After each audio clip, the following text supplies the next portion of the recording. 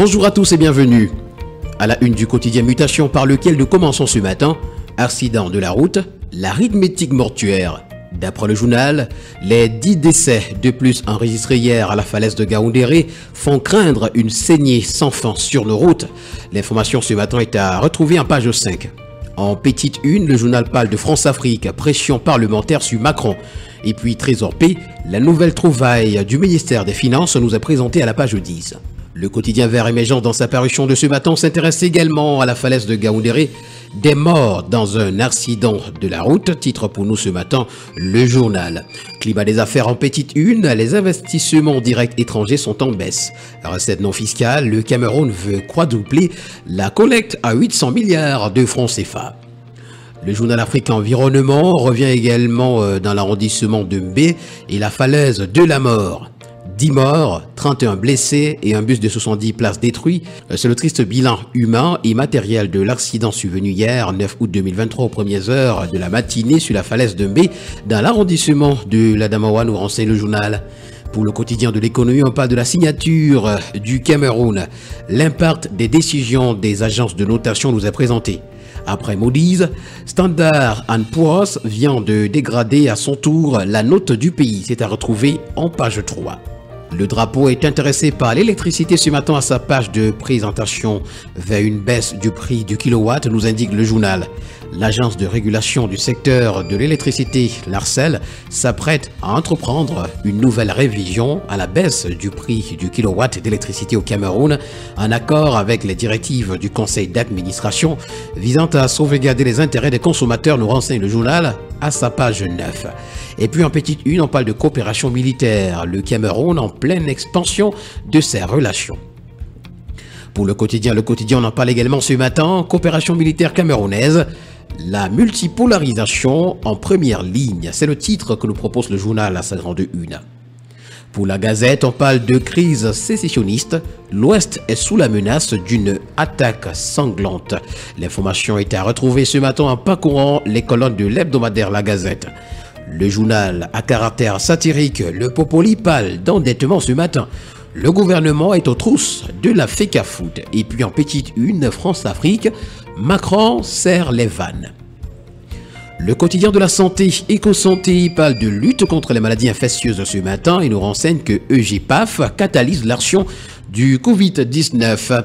Selon la Fondation Elisabeth Glaser pour le sida pédiatrique, les enseignements tirés du projet Catalyser l'action du Covid-19 peuvent aider à mieux lutter les futures épidémies et les maladies infectieuses émergentes. L'atelier de restitution des travaux du dit projet s'est ouvert à Yaoundé hier et s'achève ce 10 août 2023. L'information est à retrouver en page 3. En petite une, on parle d'importation des médicaments. Le MinSanté dénonce la fraude. Et puis, hernie abdominale, la douleur silencieuse. Leurs complications peuvent nécessiter une prise en charge chirurgicale d'urgence, nous renseigne en page 4 ce matin le quotidien de la santé. Un autre quotidien qui nous intéresse ce matin, c'est Nouvel Horizon qui s'intéresse à l'autoroute Kribi-Lolabé. L'incivisme des usagers préoccupe le ministre des Travaux publics. Depuis la mise en service de l'autoroute Kribi-Lolabé, plusieurs équipements de sécurité ont été endommagés par les usagers. Les actes d'incivisme ont en effet imposé d'engager les travaux de réparation, nous renseigne le journal. Pour le quotidien Econews, on parle d'APE, Cameroun, Union européenne. Levée de verrou sur 2233 produits importés. Depuis le 4 août dernier, les tarifs douaniers pour plus de 2000 produits venant d'Europe bénéficient d'une exonération allant de 40% à 100%. Ceci s'inscrit dans le cadre de la 8e phase du démantèlement tarifaire en accord avec le partenariat économique entre le Cameroun et l'Union européenne. Face aux difficultés rencontrées par le bureau de mise à niveau des entreprises, le Cameroun a-t-il su tirer les enseignements des lacunes des 7 phases précédentes? S'interroge le quotidien Econews qui nous en propose une analyse à sa page 3. Première heure, ce matin est un kiosque et s'intéresse au tribunal de grande instance du Vaury où le greffier en chef Mbela s'est fait la malle avec 78 millions de francs CFA. Pour le journal L'Essor, revient sur la falaise de Gaoundéré. Touristique Voyage poursuit sereinement son carnage. Titre pour nous ce matin le journal. L'information est à retrouver des pages 3 à 5. Le Crayon Info, dans sa présentation de ce matin, parle d'insalubrité. Il faut désormais vivre avec, s'exclame le journal. Le journal nous renseigne d'ailleurs que l'encre coule. Le sujet écume les plateaux de télévision. Dans les marchés, les voix s'élèvent. Les poubelles, elles, restent et demeurent. Mieux, elles croissent. L'information est à retrouver des pages 5 à 7.